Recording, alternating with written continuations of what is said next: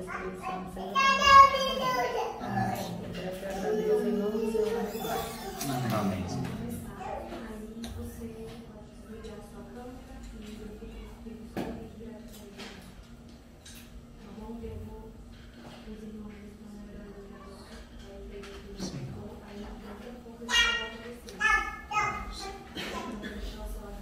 Obrigado, Pai, por esse momento. Amém. Podemos estar diante de Ti. No precioso nome do Senhor Jesus. Nome grande, nome que é acima de todo nome, Senhor. Nesse nome da suficiência da Sua pessoa, é que nós, com ousadia, nos adentramos, Senhor, na Tua presença. Amém. Sabendo que somos aceitos, amados, totalmente bem queridos por Ti, por causa do Teu Filho, Pai. Muito obrigado. Que o Senhor conceda graça para todos nós nesse momento. Use esse tempo, Senhor, para nos edificar na Tua palavra. Amém. Ela supera a nossa expectativa, Senhor. Verdade, Senhor. Supera, Senhor, a fraqueza dos vasos, que apesar de fracos, estão abertos a Ti. Verdade, Senhor. Que o Senhor possa fazer, Senhor, além do que pedimos ou pensamos. Verdade, Senhor. Que Teu poder opere em nós. Obrigado, Senhor. Amém. Seja glorificado. Seja admirado entre nós. Amém. Nós te pedimos no nome do Senhor Jesus. Amém, Senhor. Amém, Senhor.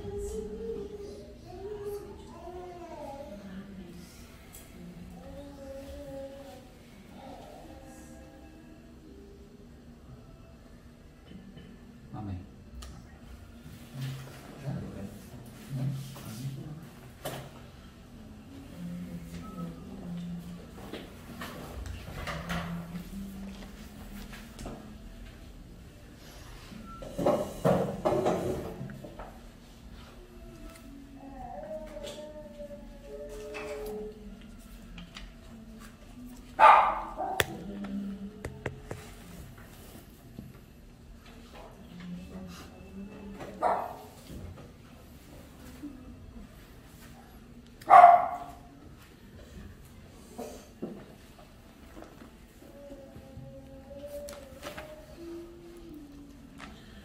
Boa noite, irmãos.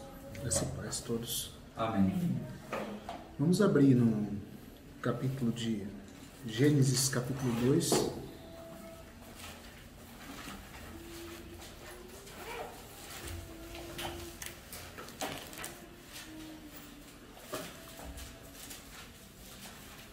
Versículo 15.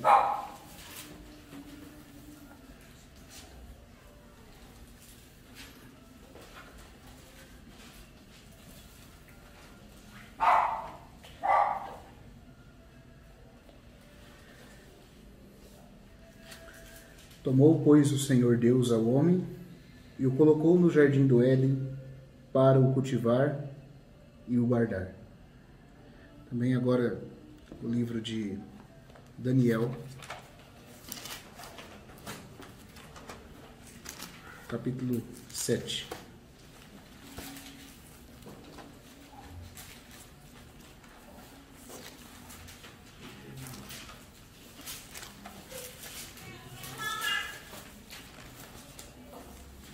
Daniel 7, 25.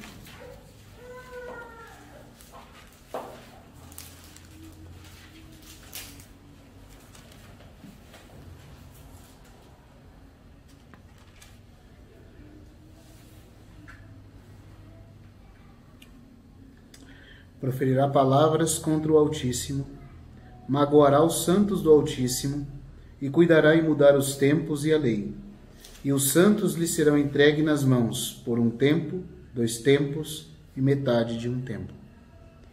Lucas 21, que a gente também leu ontem.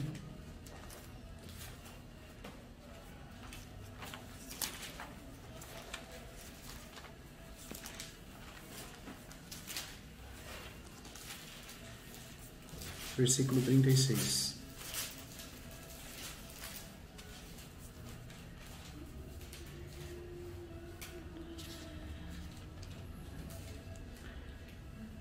Vamos ver, no 34 ao 36, né?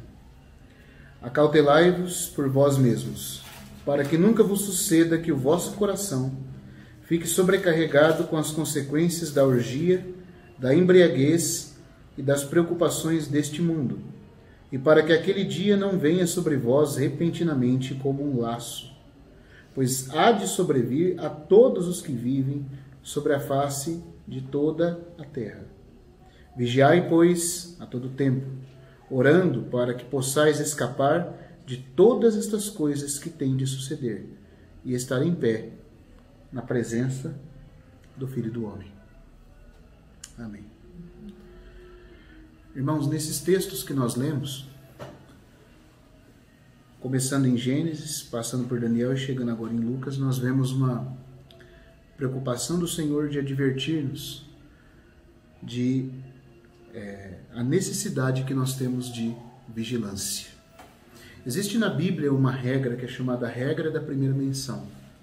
Ou seja, quando nós queremos entender uma verdade espiritual na palavra de Deus, nós devemos voltar naquele primeiro texto onde ela é mencionada, porque aquilo vai estabelecer um princípio pelo qual essa verdade vai se tornar conhecida ao longo de toda a Bíblia. Mesmo que ao longo de toda a Bíblia ela for sendo acrescida de significado, ela sempre vai estar apoiada naquele primeiro lastro de onde ela foi originada. Então, qual foi o primeiro versículo que nós lemos? Gênesis, capítulo 2, versículo 15. O que está escrito ali? Tomou o Senhor ao homem e o colocou no jardim do Éden. Para quê? Para cultivar e guardar. É muito interessante que a queda ainda não havia acontecido. Nós não sabemos quanto tempo Adão e Eva passou no jardim. Eles passaram ali naquele jardim um período. Alguns irmãos opinam que pudesse ter sido 40 dias. Outros opinam que pudesse até ser 130 anos. Os que pensam que foi 40 dias é porque a tentação de Adão e Eva teria que ser correspondente ao período de tentação do Senhor Jesus no deserto. Já que Satanás aparece tentando apenas 2 pessoas, pessoalmente, na Escritura. Todas as outras tentações que nós enfrentamos na nossa vida espiritual são tentações que sobrevêm ou do pecado interno no nosso ser, ou dos demônios que instigam essa natureza na nossa carne. Mas você nunca tem o próprio Satanás tentando ao mundo, exceto, no caso, Adão e Eva, né? E Adão por meio de Eva, e o Senhor Jesus no deserto. Mas como a tentação de Jesus durou 40 dias, alguns opinam então que o período de Adão e Eva na inocência, diante da tentação, foi de 40 dias. Nós não sabemos. Outros irmãos opinam que foi um período de aproximadamente 130 anos, já que logo após a expulsão do casal do jardim, é dito que aos 130 anos, logo após, né, Caim haver matado Abel, diz que aos 130 anos, Adão teve um filho à sua imagem, segundo a sua semelhança. Ele chamou pelo nome de Sete. Então, no mínimo 100 anos, de 100 a 130 anos, seria um período em que ele poderia ter passado naquele jardim, ainda em inocência, antes da queda ocorrer. Nós também não sabemos. Isso são pontos assim que eu estou colocando para os irmãos, que os irmãos podem ter a liberdade de analisar ou procurar saber, né? Mas o ponto mais importante que eu queria chamar a atenção dos irmãos é para isso. O ato de Deus ter criado Adão e colocado o homem no jardim, e o texto diz bem claro que foi para cultivar e guardar. Essa palavra hebraica guardar dá o sentido de guardar como um soldado vigiando algo importante, ou protegendo um bem precioso da astúcia de um antagonista que está próximo, de um inimigo que se faz presente. Nós pensamos que todo o nosso problema começou com o pecado. De fato, todo o desenvolvimento do problema na história humana se deu quando Adão ouviu a serpente, desobedeceu a Deus, e o pecado passou a ser uma realidade no nosso ser, irmãos. Mas não é interessante que o pecado ainda nem havia entrado nesse mundo? E Deus já criou o homem para guardar. Por que eu chamo a atenção para essa palavra guardar? Ali há também o aspecto do cultivar. Isso diz respeito a um serviço de manutenção e edificação. Nessa palavra, mesmo que de forma em germe, está implícito o princípio do trabalho de vida. Mas a vida não é o único assunto ali em Gênesis. A guerra também é um assunto. O segundo assunto mencionado é o guardar como um soldado, como um vigia que protege de algo hostil. Mas aonde está a hostilidade, irmãos? O pecado já havia acontecido? Já havia acontecido o pecado? Então Adão tem que guardar o jardim do quê? Do que Adão tem que guardar o jardim se o pecado não havia acontecido? Se o assunto da serpente tentando o homem só aparece em Gênesis 3. Os animais eram ferozes? Não. Havia peçonha? Havia escorpiões e serpentes peçonhentas capazes de infligir algum dano ao homem? Não. Então do que Adão tem que guardar o jardim? Algum irmão gostaria de sugerir? Do quê? Os anjos caem. A palavra sugere que havia um inimigo. Porque é isso que nós temos que perceber, irmãos. E que Deus tenha misericórdia e abra nossos olhos para nós tocarmos um pouco nisso essa noite, pela graça dele. O nosso maior problema,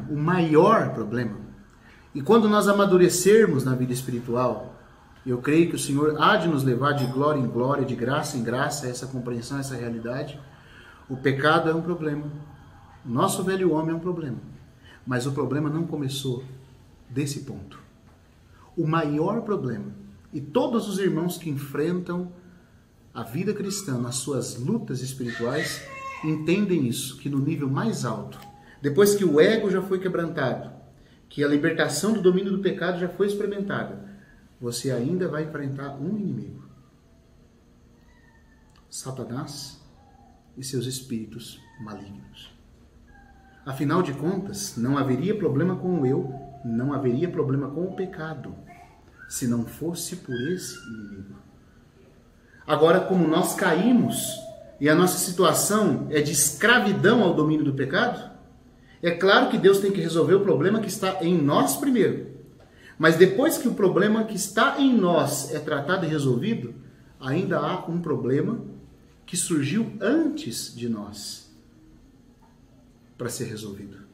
E que não termina quando o nosso problema está resolvido. Esse problema se chama Satanás. Só vou comentar um outro ponto com os irmãos. Se nós estudarmos a tipologia da Bíblia, nós sabemos que o Egito é uma figura do mundo da sobrevivência. O deserto é uma figura da nossa jornada em fé. E Canaã é uma figura tanto da plenitude de Cristo como do reino para o qual nós estamos jornadeando.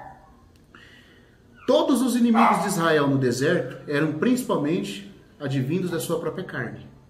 Deus teve que discipliná-los por cobiça, por rebelião, por concupiscência, por obstinação. Enquanto eles estavam debaixo do tratamento no deserto, eles não enfrentaram quase nenhum inimigo externo. Até mesmo os inimigos que eles enfrentam, que são externos nesse processo, são todos tipos de um inimigo interno. Mas depois que eles passam pelo Rio Jordão, atravessam o Mar Vermelho, figura do batismo, atravessam o Rio Jordão, figura da união com Cristo na sua cruz, e o ego deles é tratado naquele ato, agora eles estão libertos da carne, agora eles são a nova geração. Agora o Moisés, símbolo da lei, passou e eles são aqueles que estão em novidade de vida. Eles adentram a terra de Canaã.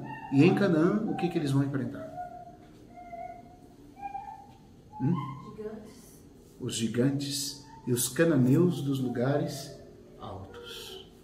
Isso indica que à medida que nós crescemos na vida espiritual, nós vamos percebendo que o maior problema desse universo não é nem mesmo o nosso pecado. Porque quando ele for resolvido, ainda haverá um inimigo para ser destruído. Que é a fonte de toda a rebelião, de toda desordem, de todo caos e até mesmo da incitação do pecado na nossa carne. Satanás. Mas em detalhe, irmãos, nós nunca vamos lutar realmente contra as forças espirituais do mal se nós não tivermos vencido primeiramente a nós mesmos. Porque sempre ele vai encontrar uma pista de pouso naquilo que está na nossa carne. Mas eu só quero dizer para os irmãos o seguinte, que Deus tem que, irmãos, se nós queremos ser vencedores, se nós queremos reinar com o Senhor, Deus tem que nos levar a negar-nos a nós mesmos, a perder a nossa vida da alma, a tomar a cruz e seguir o Senhor, a fim de que Satanás não tenha nenhum terreno, nenhuma base de operação em nós, e então, vivendo uma realidade de ascensão, nós consigamos entender o que é a batalha espiritual. E lutar com ele na posição correta. Como aquele que não tem nada do pó para servir de alimento para a serpente. Então, irmãos, eu estou chamando a atenção para esse ponto primeiro por quê? Porque ontem nós concluímos com o assunto falando sobre a importância de vigiarmos e orarmos. O Senhor Jesus disse para nós vigiarmos e orarmos. Vigiarmos contra o quê? O primeiro assunto de vigilância, de guardar na Bíblia, estabelece o princípio pelo qual todo o assunto do vigiar vai estar ligado. E a primeira vez que esse assunto é mencionado é em relação a um inimigo externo. Os irmãos estão conseguindo tocar nesse ponto, entender essa questão? Nós temos nossas lutas internas. Mas eu poderia citar aqui vários irmãos que trataram desse assunto e viveram vida profunda com o Senhor, dizendo, mais cedo ou mais tarde na nossa vida cristã espiritual, nós vamos ter que perceber, irmãos, que a não ser que nós tenhamos a realidade de que estamos assentados com Ele nos lugares celestiais, para poder lutar na posição correta, nós nunca vamos perceber a verdadeira fonte de todos os problemas. Porque a nossa realidade é, fui crucificado com Cristo. O velho homem já foi pregado. O pecado já é um assunto tratado, encerrado diante de Deus. E por que então que na nossa experiência, todavia, a carne, que é a expressão do velho homem, ainda fala tanto? Por que que tem tantas coisas que impedem o avanço da obra de Deus na nossa vida e nós estamos sendo, muitas vezes, irmãos, enganados? Por que que nós confundimos as coisas e até consideramos muitas vezes os próprios irmãos como problemas? Ou como nossos inimigos e adversários? Por causa da sutileza de um inimigo externo. Eu queria ler com os irmãos mais um texto em Efésios capítulo 2. Eu queria que os irmãos prestassem atenção nessa palavrinha que aparece aqui. Efésios 2.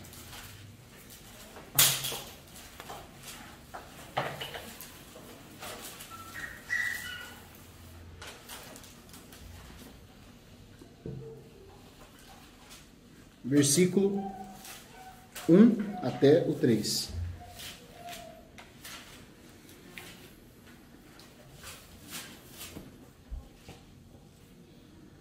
Ele vos deu vida, estando vós mortos nos vossos delitos e pecados, nos quais andastes outrora, segundo o curso deste mundo, segundo o príncipe da potestade do ar, do espírito que agora atua nos filhos da desobediência, entre os quais também todos nós andamos outrora segundo as inclinações da nossa carne, fazendo a vontade da carne e dos pensamentos, e éramos por natureza filhos da ira, como também os demais. Essa era a nossa posição no passado. Nós éramos filhos da ira, como também os demais. Nós nascemos numa posição debaixo da ira. Em Gênesis é dito que é mal todo o desígnio do coração do homem desde a concepção. O termo hebraico concepção significa o momento em que os judeus, os rabinos, sabem que aquele termo ali significa o momento em que a parte masculina e a feminina se unem formando um ente. Daquele momento em diante, o pecado já está presente nesse ser. Então os ímpios se desviam desde a sua concepção. E desde a concepção nós somos filhos da ira, nascidos em Adão debaixo da condenação. E aí passa a se operar em nós uma inclinação contra Deus. Agora, irmãos, prestem atenção numa coisa. Apesar dessa inclinação estar dentro de nós, apesar de nós por nós mesmos termos nos nossos membros uma lei que se levanta e guerreia contra a lei de Deus, Paulo diz aqui com todas as letras que o príncipe da potestade do ar, lembra que nós falamos ontem? O lugar de atuação deles é no Epo-Uranus, é onde eles ficam, no céu acima da atmosfera. Mas a atuação deles, a operação deles é no céu dos ares. Eu não tenho capacidade para explicar para os irmãos, para ter toda a eloquência para impressionar vocês com isso, mas se pudesse ser lido como aparece no grego isso aqui, vocês iam ver que Paulo está querendo dizer que o ar está como que empesteado. O ar está como que contaminado e com um topor. Sabe aquela casa que você chega e tem tanto alho dentro que você sente que o clima mudou, você sente que está cheirando alho em todo lugar? A ideia que Paulo tem aqui é que o ar é como uma fumaça escura, permeada de espíritos anti-Deus. E sabe o que ele diz que esses espíritos fazem por meio do poder do príncipe deles, da potestade do ar? Eles atuam nos filhos da desobediência. Esse termo no original é energizo. Sabe o que significa isso? Que o pecado que está na nossa carne não teria, irmãos, principalmente, agora eu vou dizer uma verdade, sobre nós cristãos, porque essa é a realidade.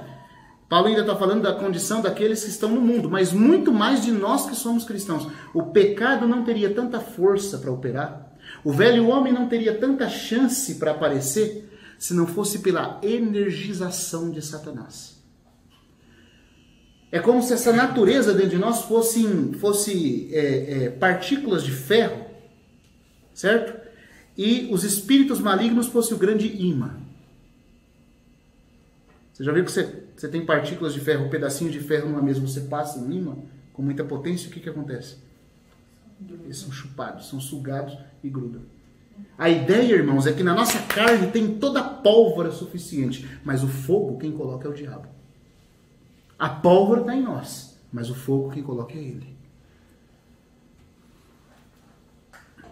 Só que o detalhe, irmãos, que a gente tem que perceber isso, quem colocou a pólvora também foi ele. E agora ele fica com o isqueiro, com o fogo. Então, irmãos, nós precisamos ter os olhos abertos. Se nós chegamos no tempo do fim, e nós queremos viver vida cristã profunda e vitoriosa, nós precisamos saber quem é o nosso inimigo. Nós precisamos saber, irmãos, que nem mesmo o pecado e os pecados que muitos irmãos se envolvem caem, é fruto da própria vontade deles. Satanás coloca sentimentos que não são seus dentro de você, dentro de mim. Eu vou contar aqui uma pequena história que está em um livro de um irmão, que já dorme no Senhor. Às vezes, irmãos, o mundo dos espíritos é capaz de produzir muitas coisas, até mesmo, como diz a irmã Jess Penluz, falsificar a natureza do pecado dentro de nós. E nós ficamos lutando com o pecado, com o vício, com alguma coisa, anos e anos, e nunca somos libertos. Sabe por quê? A irmã Penluz fala assim, se você se colocou na cruz, e você tem invocado a realidade da sua união com Cristo na cruz, e você não está sendo liberto desse pecado, cuidado. Esse pecado, eu sei que o que eu estou falando aqui pode ser muito alto, irmãos, mas eu tenho que falar. Esse pecado pode não ser fruto da sua natureza caída. Pode ser uma falsificação produzida por espíritos malignos em alguma parte do seu ser. A irmã que disse isso é uma irmã de alto nível espiritual. Mas os espíritos malignos podem produzir isso. Irmãos, quando Pedro diz para o Senhor, tem misericórdia de ti, Senhor, isso não te acontecerá. Aquela emoção estava vindo energizada por quem? Satanás. Ele falou, né? Arreda de mim. Arreda-te de mim, Satanás. Pedro não era Satanás. Mas Satanás estava manipulando a emoção de Pedro. Mas não só isso, irmãos. Ele também pode produzir sentimentos e paixões que não têm origem na sua carne. Porque essa palavrinha que Paulo usa aqui nos ajuda a entender porque que no final de tudo ele vai dizer que a nossa luta não é contra carne e sangue. Ainda que os pecados estejam acontecendo, ainda que a natureza do pecado esteja se levantando. Mas tem um poder externo fortalecendo e energizando isso. Primeiro nós temos que averiguar assim, se somos nós o problema. Senhor, será que meu coração está amando esse pecado, está amando essa iniquidade? Mas eu sei, irmãos, que se nós formos sinceros, nós vamos confessar, admitir que muitas vezes você está lutando com o pecado, você fala, Senhor, eu não quero, eu não sei por que eu estou pecando ainda. Eu não sei porque uma situação sempre acontece, sempre se repete na minha vida. Porque o príncipe da potestade do ar energiza esse poder na sua carne. Essa palavra é uma palavra muito forte. Ele energiza. Ele tem a capacidade de dar poder para o pecado. Essa história de uma irmã, é uma irmã da Colômbia, eu não vou falar o nome dela porque eu também não sei e não falaria mesmo que soubesse. Mas o irmão contou, o irmão Júlia Francesco conta a história de uma irmã que era esposa de um presbítero em uma localidade na Colômbia. E eles viram isso de forma pessoal. Trataram esse caso de forma pessoal. A irmã tinha um esposo que amava o Senhor, servia o Senhor, ele era um presbítero, e ele tinha um obreiro que servia com ele. Do nada, irmão. Um dia esse irmão chegou na casa dela, ela olhou para ele, surgiu uma paixão pelo irmão que não era o marido dela, pelo outro, que era o obreiro, co-obreiro com o marido dela. E ela ficou assustada com isso. E o sentimento foi crescendo, foi crescendo, foi crescendo, e ela invocava o Senhor, e Senhor, eu preciso do teu Espírito, mortifica os feitos do corpo pelo teu Espírito.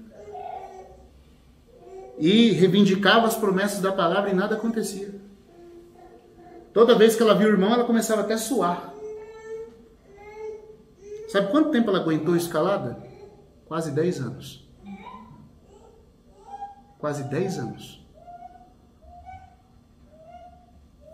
Ela chegou a ter pensamento de suicídio, porque ela falou, não é possível, eu amo a Deus, eu sou casada, eu tenho um marido que ama o Senhor, eu tenho filhos, que são uma bênção, mas eu não consigo me libertar dessa coisa, dessa paixão, dessa loucura.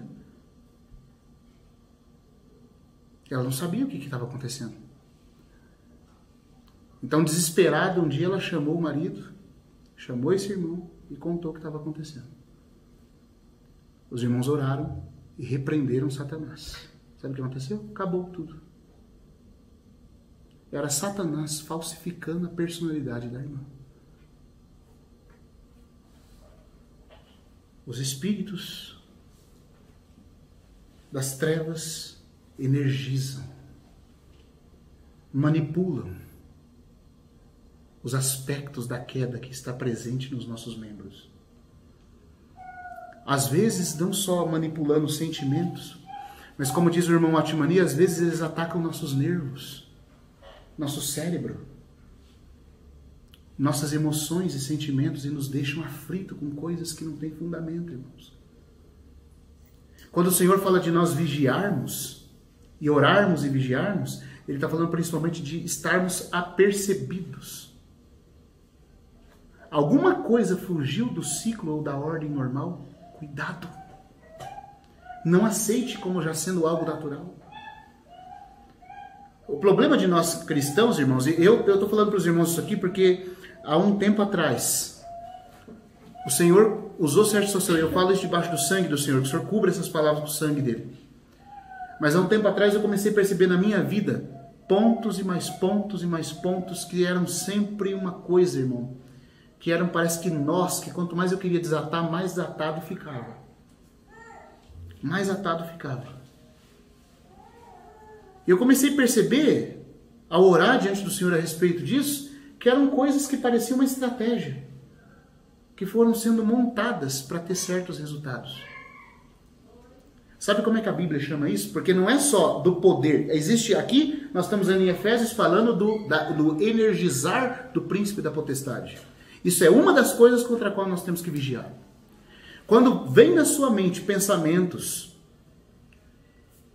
que são de ordem louca ou não natural. Quando brota sentimentos que você não sabe por que está brotando. Cuidado, irmão. Nós temos que vigiar, significa estar percebido. A primeira vez que essa palavra foi mencionada era com relação a essa hostilidade do inimigo. E Deus quer que nós sejamos hostis para com Ele. Se nós queremos vencer, nós não podemos, como diz o irmão Lance Lambert, o problema de muitos de nós é que a nossa guerra espiritual com Satanás parece uma competição de ping-pong. A gente é muito educado. Então é aquele negócio, é meu inimigo de ping-pong. Toque. Eu jogo uma bolinha, ele bate para lá, eu taco. A gente fica, Senhor, Senhor, seja feita a tua vontade. Senhor, nós oramos. Ai, Senhor, esse pecado está aqui. Mas não sei o que fazer. Quando for para libertar, o Senhor vai me libertar. E nós vamos, não tendo a hostilidade que deveríamos ter.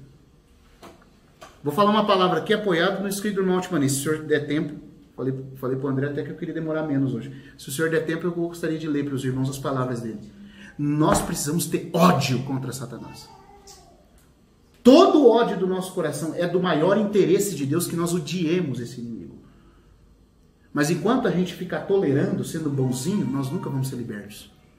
O primeiro ponto contra o qual nós temos que vigiar, então, são as coisas quando ele atua falsificando ou energizando a natureza do pecado dentro de nós. Porque a Bíblia está dizendo que ele faz isso. Essa palavra, muitas vezes, você lê na João Ferreira, não tem muito peso. Mas quando Paulo usou ela no termo grego, ela tem uma palavra, ela tem um peso muito profundo. Ele energiza a desobediência. Ele energiza o poder do pecado. Ele está por detrás do que está acontecendo. Nós vemos os irmãos caindo e o nosso problema muitas vezes é que a gente vai lá e acaba de atirar neles. Os irmãos são como soldados flechados pelo inimigo, envenenados pelos dardos dele. Aí, como diz o irmão Deus, nós somos um povo muito esquisito. Porque a gente é o único exército que a hora que um inimigo tomba, alvejado, a gente vai lá e acaba de matar. Por quê? Porque nós somos tão terrenos, tão naturais, que a gente fica culpando as pessoas. Ficamos culpando os irmãos pelos pecados deles. Nós às vezes não vemos que é Satanás que está por detrás de tudo.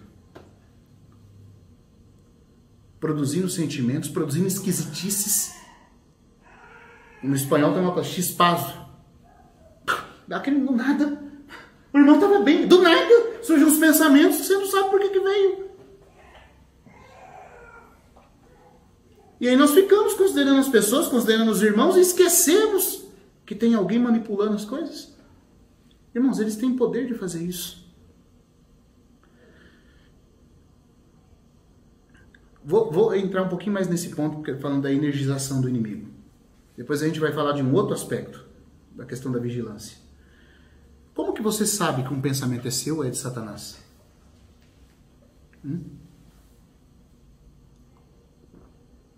Como que a gente sabe? A Bíblia tem alguns versículos que são interessantes. Tiago fala para nós resistirmos ao diabo e ele fugirá de nós. Pedro fala resistir firme na fé. Né? Fala para nós resistirmos na fé. E Tiago fala para submetermos a Deus e resistirmos ao diabo. E ele fugirá. Mas como que eu sei que está vindo dele e não de mim? Porque às vezes, irmãos, tem pecado, tem coisa que vem de mim. Mas tem coisa que é Satanás falsificando. E eu tenho que ter discernimento espiritual. Porque, como diz também a irmã Penlius, eu sei que eu estou falando coisas aqui, irmão, parece que irmão, isso é muito complexo, mas, irmão, ou, como diz o irmão Gino, nós não somos galinha, nós somos homens, nós temos cérebro. Ou a nossa mente se exercita nas faculdades espirituais para discernir essas coisas, ou a gente vai continuar sendo manipulado o resto da vida, e vai ter muitos problemas na nossa vida que não vão ser resolvidos. Porque eu posso dizer para os irmãos, pela misericórdia do Senhor, enquanto essas coisas, irmãos, na minha própria experiência, não foram começando a ficar claras para mim, irmão, quantos problemas nunca eram resolvidos. Não está tudo resolvido ainda não. Eu estou buscando graça no Senhor. O Senhor sabe. Eu estou falando isso aqui para os irmãos com muito desconforto, porque eu quero conhecer o Senhor em profundidade. Eu tenho sido incomodado por isso. Mas, irmão, o pouquinho de luz que eu tenho é a porção que eu quero repartir com vocês. Como que a gente sabe que um pensamento é nosso ou vem do inimigo? Por exemplo. Estou falando só de pensamento, estou nem falando de sentimento ainda, pensamento. Porque é ou não é verdade que ele coloca pensamento na nossa cabeça? Sim. E como você vai saber para resistir? Se a coisa está vindo do seu pecado ou está vindo dele? O que não te der paz. Mas você não tem paz nem com o pecado, nem com o medo do diabo, né? As duas coisas precisam te incomodam.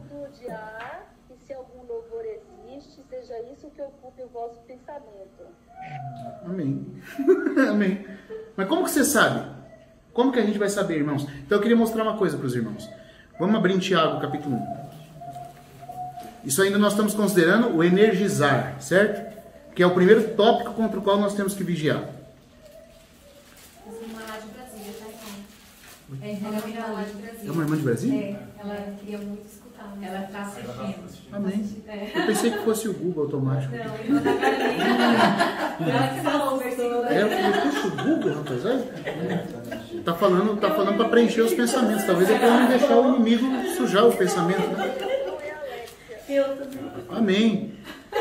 Paz, irmão. Tiago 1, versículo 13.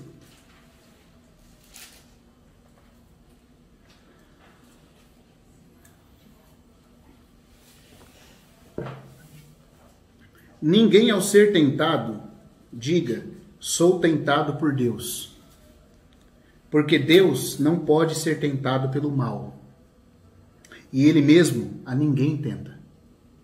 Ao contrário, cada um é tentado pela sua própria cobiça, quando esta o atrai e o seduz. Então a cobiça, depois de haver concebido, dá à luz o pecado. E o pecado, uma vez consumado, gera morte. Aqui nós temos uma tentação, Tiago está explicando a natureza do pecado, como nós somos tentados, quando a tentação é fruto do pecado interno. Então aqui nós temos que parar um pouquinho e meditar. Como que se dá o pecado dentro de nós? Como que ele vem à tona? Quando é a natureza pecaminosa. Então Tiago está explicando o processo. Graças a Deus, tenho visto o irmão André orar esses dias muitas vezes. Senhor, obrigado pela tua palavra escrita. Como o irmão Ernie faz muitas vezes, né? Porque, irmão, se nós não tivéssemos a palavra, a gente não sabe. Graças a Deus, o Espírito Santo deixou a palavra para nos ensinar todas essas coisas. Então, em Tiago 1 está mostrando como que nós reconhecemos quando é a natureza do pecado operando dentro de nós. Como que começa? Está falando dessa tentação interna. É muito importante a gente saber isso aqui. É a tentação interna, porque ele está falando da cobiça do próprio homem. Então ele fala, ninguém ao ser tentado diga, sou tentado por Deus. O que é tentação? Tentação é uma indução ao mal. É quando você está em uma determinada situação, uma conjectura, onde uma pressão está sobre você, induzindo você ao mal. Agora, isso pode ser algo externo ou interno. No caso aqui de Tiago, ele está falando de algo interno, como a gente vai ficar claro pelo contexto. Porque há tentações que surgem da natureza pecaminosa no nosso interior. Mas como que é essa tentação interna? Nós não podemos dizer que somos tentados por Deus, porque Deus é luz. E Ele não pode, irmãos. Ele não pode nem ser coagido a fazer o mal, e Ele mesmo a ninguém induz ao mal. É isso que o Tiago está falando. Então, se não é assim, de onde vem a tentação? Ele fala, cada um é tentado pela sua própria cobiça. O que é cobiça? Desejar algo que não é teu. Desejar algo que não é teu, tá certo. Mas tem uma palavrinha que vai ajudar um pouquinho melhor. É desejo. Mas cobiça a gente pode colocar da seguinte forma. É um desejo controlador. É um desejo que te controla, um desejo compulsivo. Quando o desejo se torna compulsivo, isso é cobiça. Quando ele passa a controlar você, você não tem poder sobre ele. Aí ele se tornou em cobiça. É um desejo controlador por coisa ou pessoa. Isso é cobiça. Qualquer coisa na qual um desejo está se dando, se impondo sobre você para adquirir aquilo, é cobiça. Ou também pessoa. Você pode cobiçar coisas ou pessoa. Então, cobiça é um desejo controlador por coisas ou pessoa. Aqui Tiago diz que quando o processo da tentação se dá por causa da natureza pecaminosa, ele segue um processo. Veja, há uma cobiça, mas a cobiça é um sentimento que te controla em relação a um objeto externo. Então, irmãos, vamos entender aqui. Para que a cobiça surja, tem que ter o objeto a ser cobiçado, certo? Por exemplo, vou dar um exemplo às irmãs, né? Vou pegar as irmãs aqui, vou usar um exemplo mais simples. As irmãs gostam de sapato. Para você ser tentada pelo desejo do sapato, tem que haver o sapato para você desejar. Se os olhos que são a janela da alma não veem o sapato, você nem quer, você não sabe. Você tem que ter o objeto para despertar o desejo, e um desejo exacerbado que vai controlar você em direção àquele objeto. Então aí é cobiça. A cobiça, está dizendo aqui, cada um é tentado, é induzido pela própria cobiça, que é o desejo por um objeto externo. Então tem um objeto externo que desperta um desejo controlador em você para atrair você em direção àquilo, certo? Aí Tiago está falando, mas Tiago não chega a dizer que a cobiça é pecado. Ele diz que no processo em que a cobiça está aflorando, você está sendo tentado. Você não pecou ainda.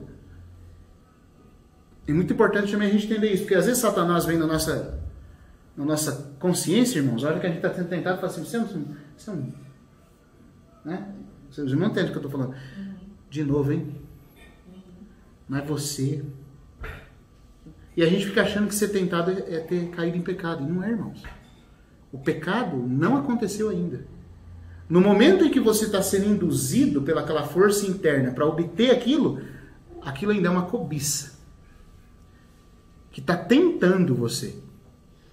Você ainda não pecou. Mas veja, há um período muito curto entre a cobiça e o pecado. Esse período de incubação aí é muito curto. Mas se nessa hora em que essa cobiça está sendo despertada, você se volta ao Senhor, Ele é suficiente para te socorrer e você não precisa pecar.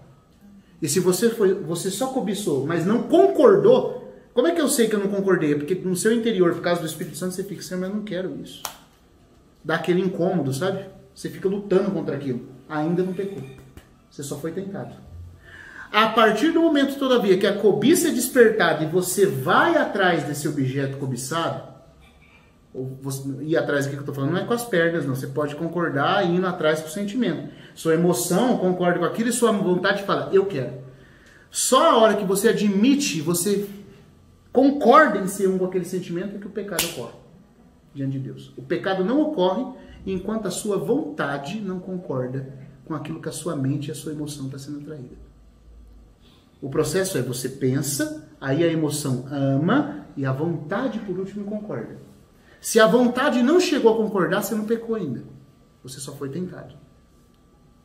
Pela cobiça, que é o desejo controlador, que seduziu sua mente e atraiu sua emoção. Levou o seu amor a querer, mas a vontade ainda não disse sim. É só quando internamente a vontade diz sim, aí a cobiça dá à luz o pecado. Por que é o pecado? Tem um versículo na Bíblia que define o que é o ato pecaminoso diante de Deus. O pecado é 1 João 3, o pecado é a transgressão da lei. Quando você concordou com aquilo que Deus não queria, pecou. Mas para concordar, a vontade tem que dizer sim. Enquanto a vontade está dizendo, não, eu não quero, ainda que o coração está sendo seduzido, ainda que a cobiça está sendo despertada, você não pecou ainda, você foi tentado. E se nessa hora Satanás vem te acusar por causa da tentação, você tem que mandar ele calar a boca. Entendeu? Só foi tentação, não foi pecado ainda.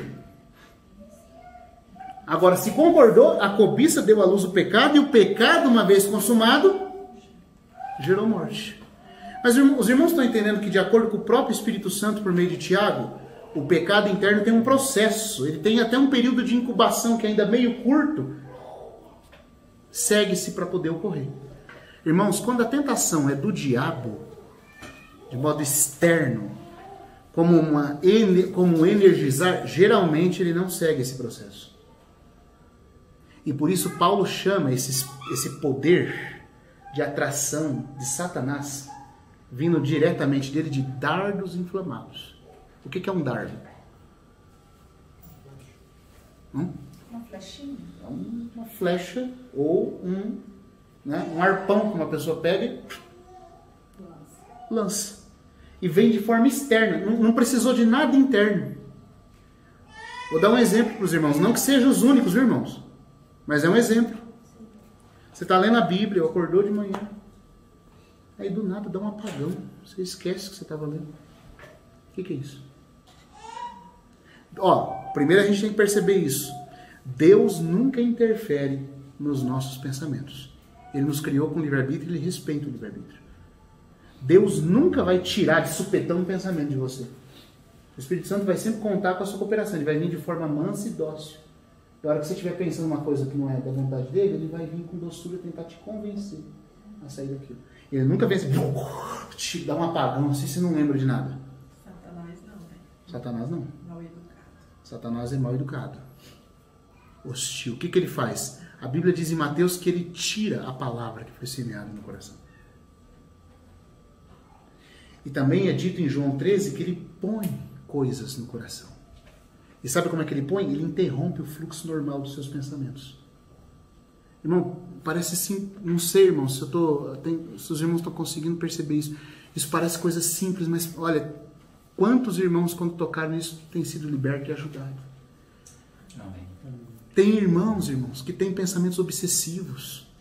Tem crentes que não conseguem entender a natureza do porquê que eles esquecem as coisas, do que porquê que vem pensamentos intrusos na cabeça deles.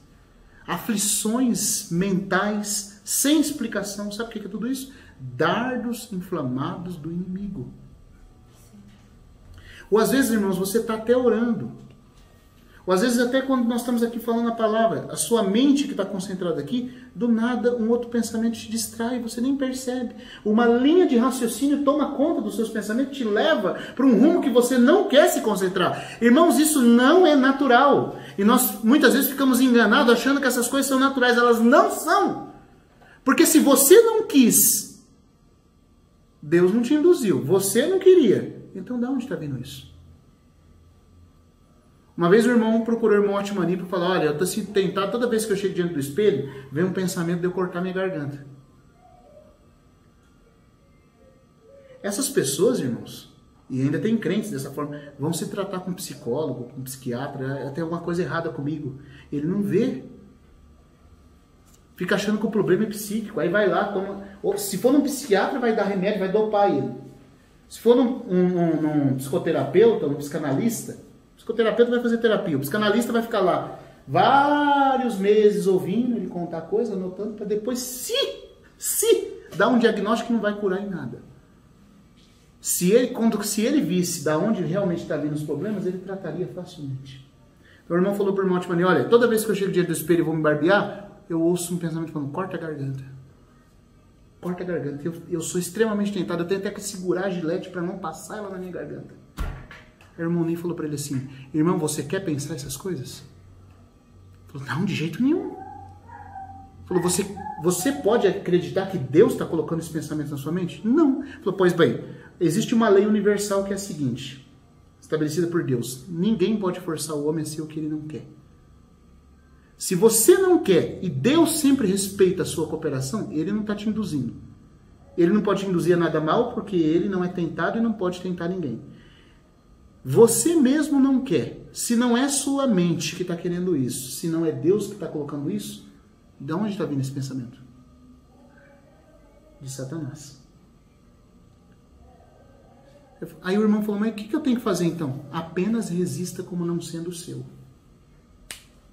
Apenas diga, Satanás, esse pensamento é seu e eu não o quero.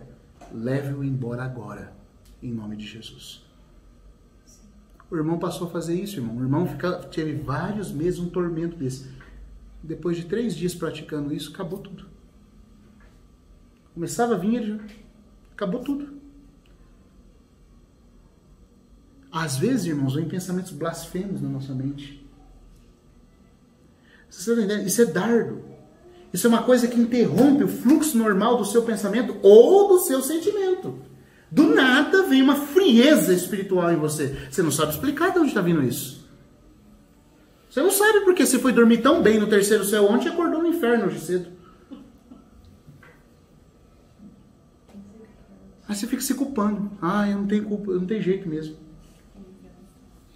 Você não percebe que tem um inimigo, você não está vigiando.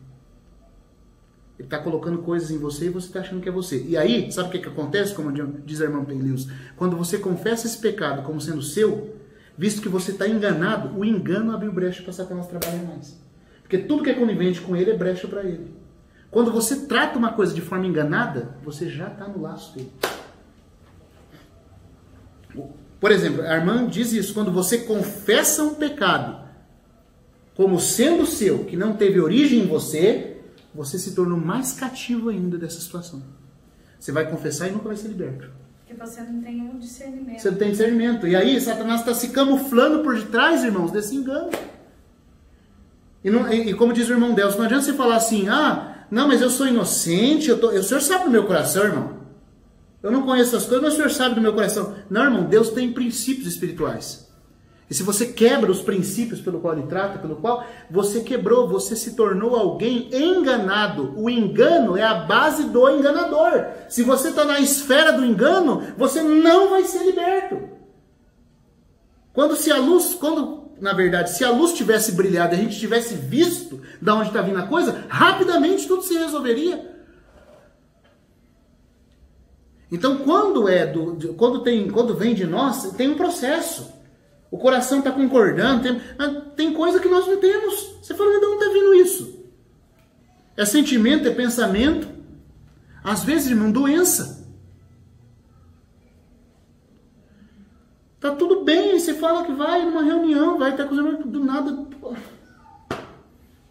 nada dá uma dor de garganta, do nada, e a gente fica. Primeira coisa que a gente vou ter que tomar remédio. O que é isso? É falta de vigiar. Porque se nós tivéssemos apercebido, opa, peraí, mas na hora da reunião esse negócio? Foi só eu determinar orar, o negócio aconteceu? Isso significa estar percebido, significa estar vigiando. Porque não é todos os problemas que vêm de nós. E quando todos os nossos problemas forem resolvidos, ainda vai haver um inimigo externo a nós, irmãos. Está dando para a gente entender isso? Sim. Então, irmãos, nós temos que aprender a pedir ao Senhor que Ele nos dê luz celestial. Para nós não sermos enganados. O engano, como diz uma frase, né? Todas as mentiras aprisionam, a verdade liberta. Quanto mais você acredita no engano, mais preso você vai ficando. E nunca tem solução. Nunca tem solução. Esse é um ponto. Agora vamos ver também outra coisa. Não só os ataques de dardos, de energização, mas também de ciladas. Ciladas. Eu acho, irmãos, que o assunto da cilada é mais difícil do que o assunto de um ataque direto. Se vem um ataque direto e você percebe, você resiste, acabou. Mas a cilada, irmão, é uma coisa sutil. E é por isso que ali em Gênesis, quando fala que Adão foi colocado para vigiar o jardim, significa estar atento a qualquer possibilidade de estratégia antagônica. Nós sabemos que ele não cumpriu isso. Senão Eva não teria ouvido a serpente. Mas a principal arma de Satanás, é claro que ele é um homicida e um mentiroso. Ele quer nos matar. Eu vou falar aqui. Um irmão falou uma vez para o irmão assim: irmão, Deus me deu uma revelação que o diabo está tão irado que quer arrancar a sua perna. Aí o irmão falou: irmão, mas só arrancar a perna? Se o diabo pudesse, ele faria muito mais. Arrancar a perna é pouco. Ele quer nos matar.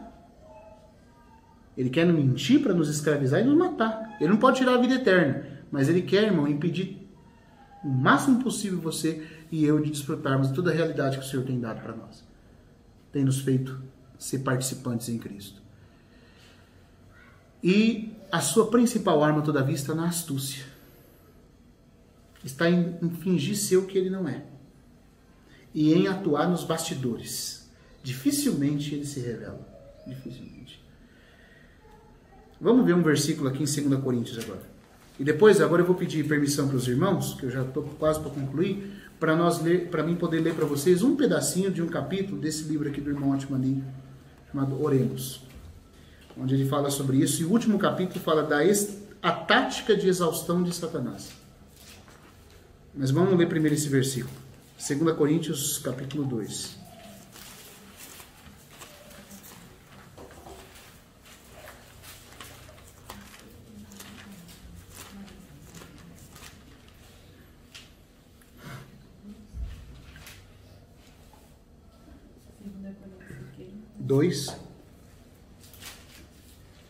Versículo. Vamos ler o 11.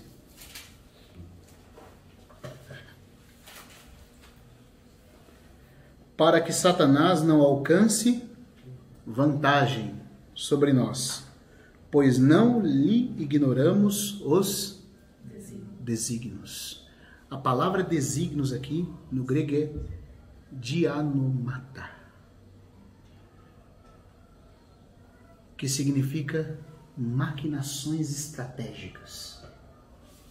As estratégias e os planos bem estabelecidos por ele.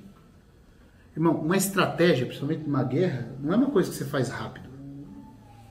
Você trabalha aquele assunto. Uma estratégia é mais ou menos assim. Eu vou colocar essa armadilha aqui, porque aí ele vai vir aqui, e aí ele vai se desviar para cá e vai cair aqui.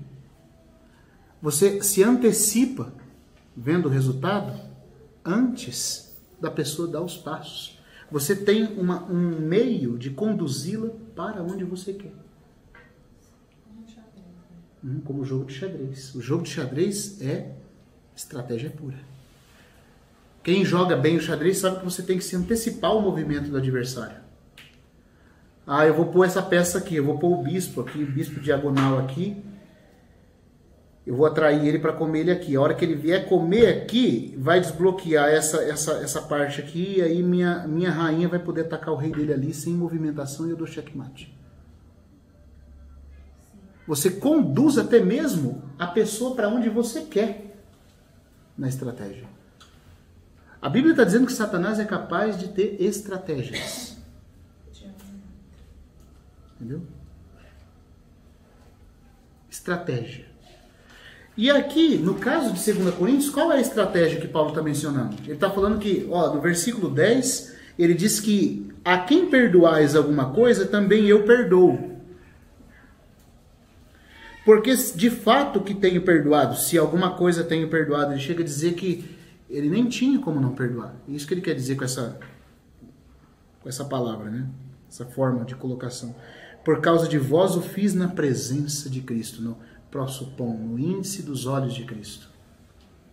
Ele quer dizer que quando ele olhou nos olhos do Senhor Jesus com a dúvida de como ele deveria tratar aquele irmão que pecou, ele viu nos olhos do Senhor Jesus a expressão, perdoa. Aí ele fala que ele fez isso para que Satanás não alcançasse vantagem sobre o apóstolo Paulo, sobre Tito, sobre o irmão que pecou e sobre a igreja em Corinto. Ou seja, Paulo, no seu profundo discernimento espiritual, em comunhão íntima com o Senhor, ele viu que toda a situação que estava ocorrendo na igreja em Corinto, com Tito, com ele, com as ansiedades que isso estava gerando, porque Paulo, depois que escreveu a primeira epístola, entrou numa crise profunda de preocupação se ele tinha sido pesado demais ou não, se a igreja iria se arrepender ou não. Isso causou tristeza e angústia em Paulo. Tito foi levar a mensagem e depois Paulo não o encontrou. Eles não conseguiram se encontrar.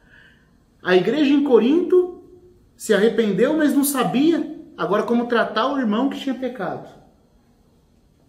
Então, até mesmo quando a situação parecia ser remediante, pela forma que ele escreveu na primeira epístola, Paulo sabia que havia o risco das coisas darem errado. E depois que ele vê toda a situação, por exemplo, o que estava acontecendo na igreja de Corinto, no capítulo 5, fala na primeira carta, um irmão estava usando para praticar um ato imoral que nem entre os incrédulos imorais de Corinto era uma Sodoma, mas nem mesmo em Corinto alguém se atrevia a praticar aquele ato, ou seja, viver uma vida incestuosa com a mulher do pai. E ainda se comportar como se nada tivesse acontecendo. Tá, o irmão caiu em pecado, estava vivendo em incesto com a madrasta. O pai, não sabemos, né, o pai desse jovem aí, dessa pessoa, não tratou a situação. Os presbíteros não trataram a situação. Estavam se jactanciando de forma indevida. Paulo teve que tratar e ficou preocupado se foi duro demais. E agora ele não sabia qual seria o resultado da exortação dele. Tito foi levar a mensagem e Paulo depois foi encontrá-lo e os dois não se encontraram de vez. Toda essa situação, irmão, você vê quanta situação acontecendo. E mesmo depois que Paulo entregou o irmão a Satanás, querendo arrependimento da parte dele, ele sabia que alguma coisa poderia dar errado. Então ele teve que depender muito da direção do Espírito Santo no seu espírito. Só que a hora que ele vê como Deus, soberanamente, graças ao Senhor, triunfou sobre a situação, ele disse que havia uma mente por detrás de tudo que estava acontecendo. A quem ele acreditou toda a confusão, todo o problema. Desde a paixãozinha, não sei se foi paixãozinha ou paixãozona, que surgiu no coração daquele jovem pela madrasta. Desde o ato dos presbíteros se fazerem de cego. Quem foi que cegou a mente dos irmãos para não tratar? Quem foi que energizou, como a gente está falando, o pecado no coração daquele jovem? Quem foi que até Paulo está se colocando aqui como alguém que poderia cair no laço? Paulo está dizendo que até a forma que ele tratou poderia ser, se ele não se cuidasse, utilizada por Satanás. Irmão, veja que estratégia o inimigo tem. Nós estamos lidando com um inimigo invisível, que estuda a humanidade há no mínimo 6.000 anos, e muito capaz. Que Ezequiel 28 fala que ele é mais sábio do que Daniel. Então não é pouca coisa. Se uma pessoa como Paulo temeu cair nas artimanhas de Satanás, quem diria de nós, irmãos? Aí as situações acontecem e a gente fica julgando tudo como coisa natural. Mas também se aquele irmão não tivesse feito isso também? Mas se aquela situação lá... mas fazer o que, né, irmão? Não podia ser de outro jeito, né? E assim, sabe o que acontece? Nós somos pegos na rede. Então, irmãos, nós precisamos saber que existe estratégia. A vigilância, principalmente, o tópico mais alto dela é contra as estratégias do inimigo. Você começa a ver que uma coisa vai conduzir na outra. Será que o Senhor Jesus, é isso que ele quer dizer, será que vocês não percebem? Qualquer homem, qualquer ser humano normal numa guerra perceberia se ele andou num caminho, entrou numa arapuca aqui, isso prejudicou o pelotão de batalha dele. E depois fez com que todos os amigos, a hora que fosse buscá-lo, caíssem numa emboscada, todo mundo ia perceber que teve uma estratégia toda montada. Mas o problema é que essas coisas acontecem na igreja e a gente não nota. Um irmão sofre, depois a família dele sofre, depois aí isso acaba ocasionando uma outra coisa com outros irmãos, e a gente pensa assim, tudo isso é natural. Afinal de contas, foi culpa daquele irmão. Se ele não tivesse começado, isso não teria acontecido. E nós não vemos que tem alguém que deve receber toda a culpa. E contra o qual nós temos que levantar e orar. Contra o qual nós temos que vigiar, porque ele quer nos impedir de sermos vencedores. Eu só peço um pouquinho mais de tempo para os irmãos. Eu gostaria de ler aqui o que o irmão Atmani escreveu sobre esse assunto. Tá? Capítulo 7 desse livrinho aqui. Esse livrinho aqui, irmãos, olha, eu vou falar para vocês. Não sei se os irmãos têm, já leram. É impressionante. Impressionante. Principalmente os 3 últimos capítulos. Que eu estou lendo aqui está no último. Mas ele tem um capítulo aqui sobre a oração que ataca Satanás, quando ele explica a parábola da viúva e do juiz iníquo. Eu nunca vi nada igual. É um choque assim, isso abre esse olho. Aí eu estava lá no Sebo em Campinas, buscando uns livros lá, achei esse, oremos. Né? Eu sei que tudo vem do irmão Neba, eu falei, é pequenininho, mas vou ler, né? Olha, não, parece que aquela, como diz o Romeu Bornelli, é um psicotrópico.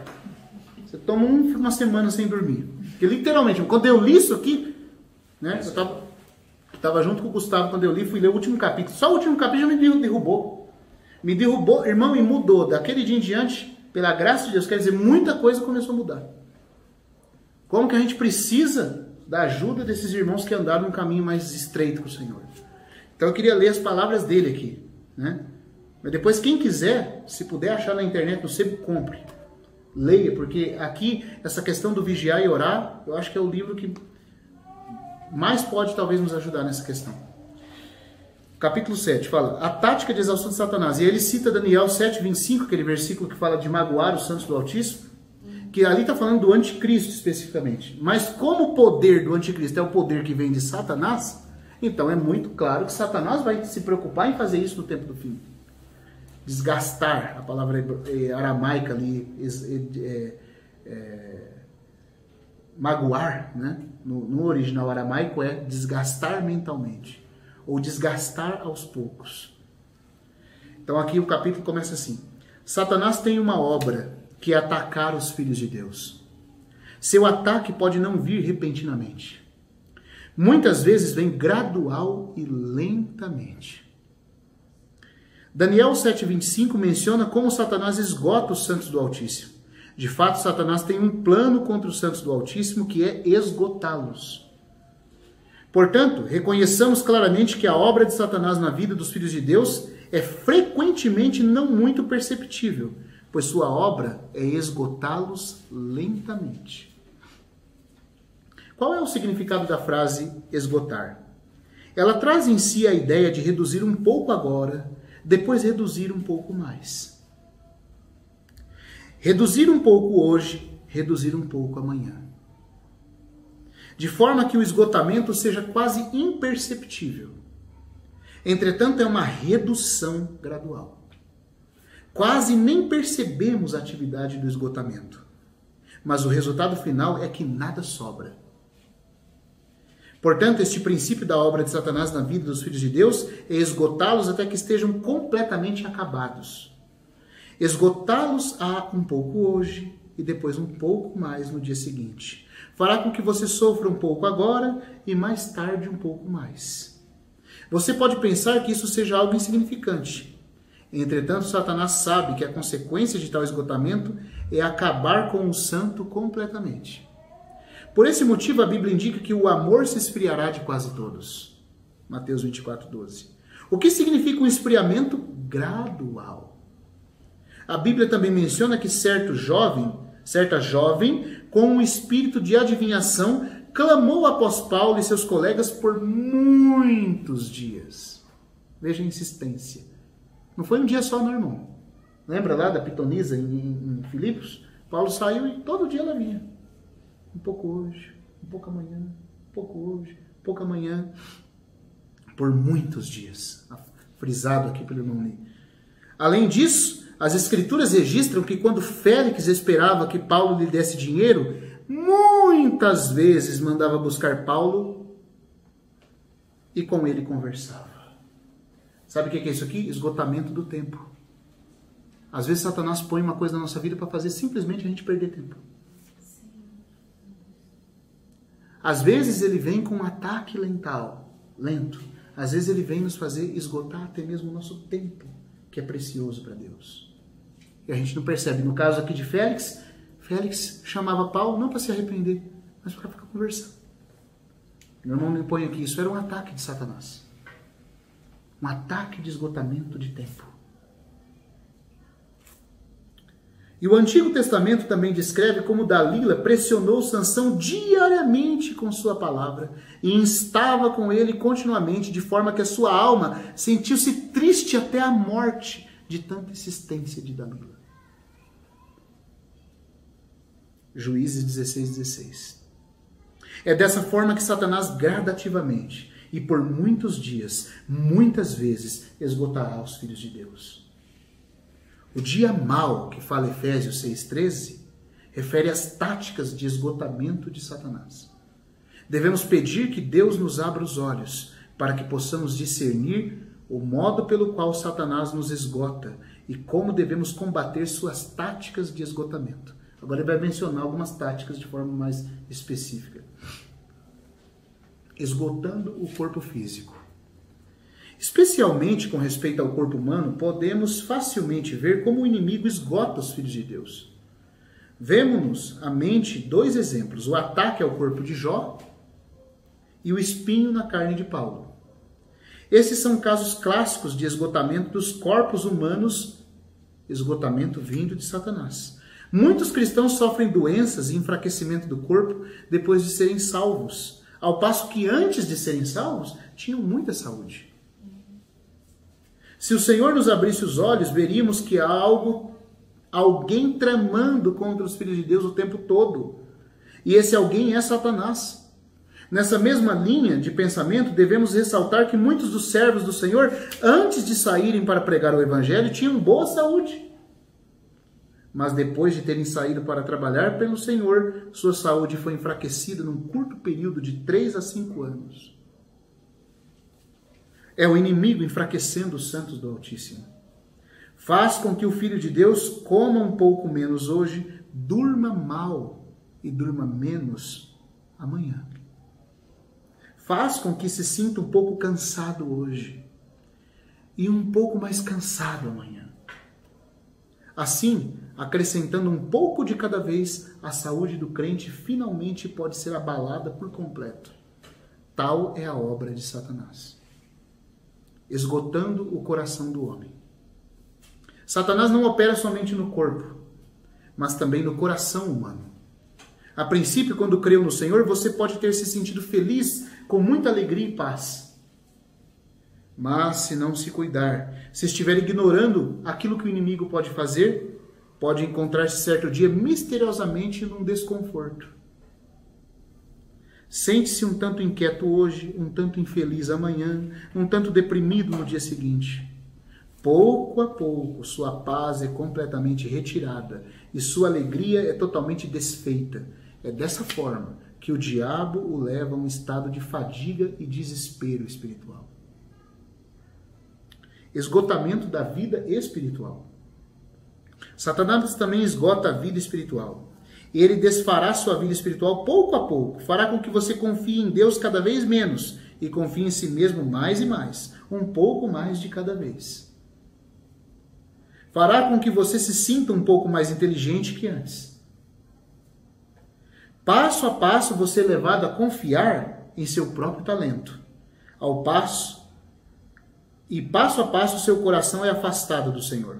Ora, se Satanás atacasse os filhos de Deus com grande força de uma vez, eles saberiam como resistir ao inimigo, pois reconheceriam imediatamente sua obra.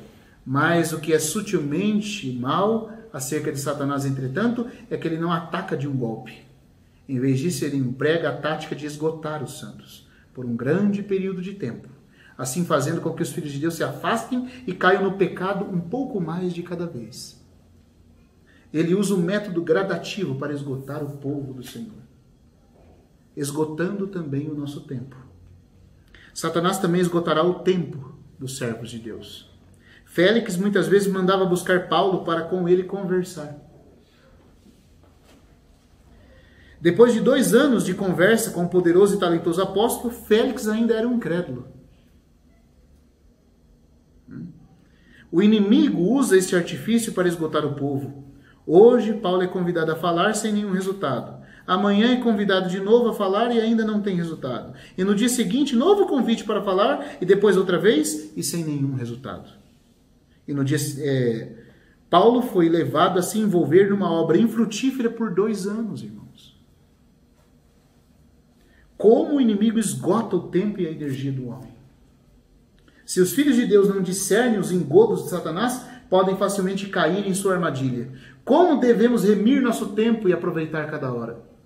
Devemos impedir que Satanás esgote nosso tempo e devemos resistir a ele, não deixando que ele nos faça trabalhar em coisas que não tenham nenhum resultado. Eu vou terminar, tá, irmãos? Por favor. Não, só mais um pouco, tá? Esgotando a consagração de Sansão. Satanás teve fracasso, mas não devia ter perdido. Sansão teve fracassos, mas não devia ter perdido sua consagração nem seu testemunho de separação. Pois a perda da consagração significa perda de poder, e a perda do testemunho significa a perda da presença de Deus. Sansão era nazireu, uma pessoa consagrada a Deus. Satanás sabia que a fonte do poder deste homem estava em sua consagração. Portanto, a fim de tocar a fonte da vida de Sansão, ele deve retirar a consagração desse homem. Como ele fez isso? Usou Dalila, que importunando ela a ele os dias com as suas palavras e molestando, apoderou-se por fim de sua alma e apoderou-se dele uma impaciência de matar. Descobriu-lhe todo o seu coração. Juízes 16, 16 e 17. Assim Sansão revelou o segredo do seu poder e subsequentemente caiu na armadilha de Satanás. Perdeu sua consagração, poder, testemunho de separação e a presença de Deus. Tal pressionamento diário é feito pelo inimigo. Se nossos olhos estiverem abertos por Deus, seremos capazes de ver quando Satanás esgota as pessoas. Ele emprega todos os tipos de recursos nesse esgotamento. Esgota o corpo, o coração dos homens, a nossa vida espiritual. Ele não ataca com violência, esgota lentamente. Devemos, portanto, guardar-nos contra as táticas de exaustão da parte dele. Não devemos permitir que ele nos esgote. Em vez disso, devemos resisti-lo a cada passo. E agora a última parte do livrinho. Devemos detestar a obra de exaustão de Satanás. Aqui o irmão Lee parece que foca nisso. Nós temos que ter luz e sermos hostis para com ele, irmãos. Entendam no sentido que eu estou dizendo, muitas vezes nós somos bonzinhos. A gente fica jogando ping-pong. Ah, eu quero o Senhor, mas não queremos muito mesmo. Eu odeio o inimigo, mas não odiamos muito mesmo. A gente não viu ainda o quão mal ele tem feito para nós. Então a gente não odeia, para resistir, para ser hostil a todo momento. Então o irmão coloca aqui, ó. Quando Paulo pregava na Macedônia, encontrou certa jovem que tinha um espírito de adivinhação. Ela o seguiu clamando: estes homens são servos do Deus Altíssimo e vos anunciam o caminho da salvação. E isto ela fez por muitos dias, até que Paulo ficou tão perturbado que, voltando-se, disse ao espírito: em nome de Jesus Cristo, eu te ordeno, retira-te dela. E o espírito mau saiu na mesma hora. No reino espiritual devemos ter o desgosto que Paulo mostrou aqui. Não devemos detestar os homens, mas detestar os espíritos maus que estão por detrás dos homens. Paulo com certeza se enojou do espírito maligno, mas não da jovem. Ele ordenou que o espírito saísse dela. No caso, tratou-a como uma terceira pessoa. Que tenhamos o tipo de aversão que Paulo tinha sempre que o espírito estiver esgotando os homens ao nosso derredor. Se você realmente souber como Satanás tenta esgotá-lo, pedirá que Deus lhe dê este senso de desgosto. Isto é, detestar Satanás e irar-se contra ele. Muitos sabem perder a paciência com os homens, mas é estranho que não saibam jogar sua ira sobre Satanás. Ao serem incomodados pelas pessoas, perdem a paciência, mas não têm consciência de como o inimigo os está esgotando.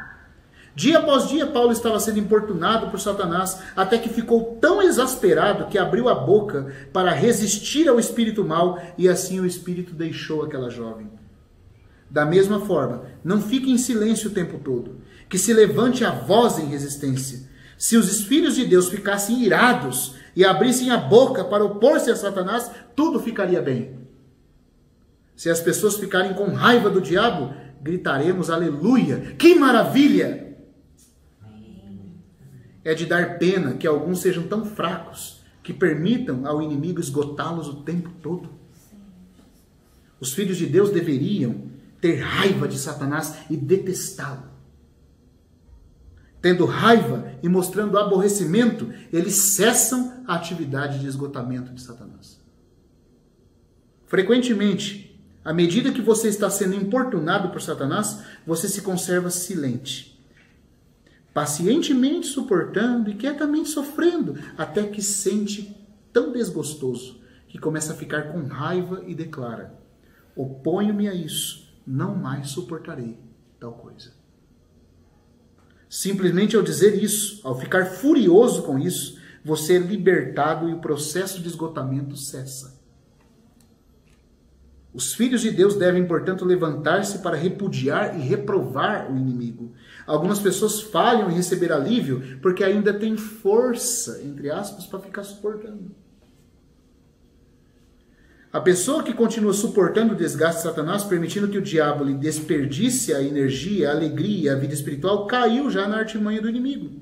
Que seja claro, entretanto, que não devemos ficar com raiva das pessoas que Satanás usa. Pelo contrário, devemos ser pacientes e até mesmo amorosos para com elas.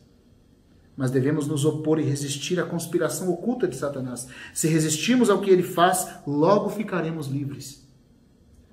O poder de resistir ao maligno vem do discernir a sua pressão. Muitos crentes, ao serem manipulados e assaltados, realmente resistem a Satanás, mas não encontram força em si mesmos. Isso acontece porque falham em perceber a pressão do inimigo. Embora resistam, parece que não têm força para erguer a voz contra o inimigo. Se você resiste a ele ou não, depende do quanto você o detesta. Se você não estiver bastante chateado com ele, suas palavras não terão poder de fé e se esvaiarão ao ar. Mas se estiver realmente exasperado, ficará com raiva dele. Essa ira santa tornar-se-á em poder.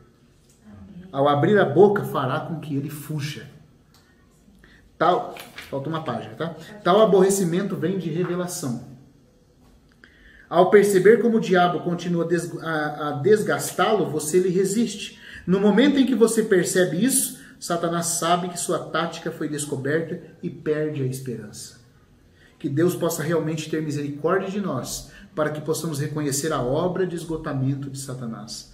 Compreendamos que, se suportarmos pacientemente, a obra dele por certo continuará. Mas se nos enraivecermos, imediatamente ele nos deixará em paz. Que compreendamos que todos os meios de resistência são inúteis se não decidirmos resistir. Se, porém, resistirmos, então veremos que Satanás é forçado a bater em retirada. Se um dia reconhecermos o que ele está fazendo, que realmente ele planeja tudo, levantar-nos-emos e ousadamente lhe declararemos: rejeito isso e oponho-me a isso. E à medida que Deus nos dá tal resistência, ela instantaneamente torna-se eficaz. Em conclusão, devemos ler Efésios 6,13, onde Paulo escreve que, tendo feito tudo, devemos ficar firmes. Devemos ficar firmes e não permitir que Satanás continue a esgotar-nos. Devemos pedir que o Senhor nos abra os olhos para vermos a obra de exaustão de Satanás que ele está realizando nos filhos de Deus. Que nos levantemos para resistir e falar contra o inimigo. Que possamos declarar: resisto-me, oponho-me a esse esgotamento e não o aceito. Se rejeitarmos e resistirmos a toda a tática de esgotamento de Satanás, que Satanás possa estar usando conosco, testemunharemos a salvação do Senhor e a libertação da estratégia de esgotamento do inimigo. Tal palavra precisa da cobertura do sangue. Possa Deus cobrir-nos com o sangue. Amém. É isso, irmãos. Que o Senhor nos abençoe. Amém. Eu paro por aqui.